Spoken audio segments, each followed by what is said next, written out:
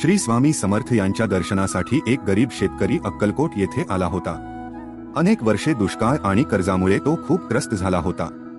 घरात अन्न नव्हते आणि कुटुंब उपाशी राहत होते। शेवटचा आधार म्हणून तो स्वामी समर्थांच्या चरणी गेला। डोळ्यात अश्रू घेऊन त्याने आपली व्यथा सांगितली। श्री स्वामी समर्थ शांतपणे त्याच्याकडे पाहत म्हणाले, भिऊ नकोस, मी तुझ्या पाठीशी आहे। स्वामींचे हे शब्द ऐकून शेतकऱ्याच्या मनात नवी आशा निर्माण झाली। तो घरी परतला आणि मेहनतीने पुन्हा शेती करू लागला। काही दिवसांतच पावसाला सुरुवात झाली आणि त्याच्या शेतात भरघोस पीक आले। गावातील लोकही हे पाहून आश्चर्यचकित झाले। हळूहळू त्याचे कर्ज फेडले गेले आणि घरात सुखसमाधान आले। त्या दिवसापासून तो दररोज स्वामी समर्थांचा जप करू लागला। या कथेतून श्रद्धा आणि विश्वास ठेवणाऱ्यांची स्वामी कधीच साथ सोडत नाही, हा संदेश मिळतो। व्हिडिओ आवडला असेल तर लाईक, शेअर आणि सबस्क्राईब नक्की करा। श्री स्वामी समर्थ।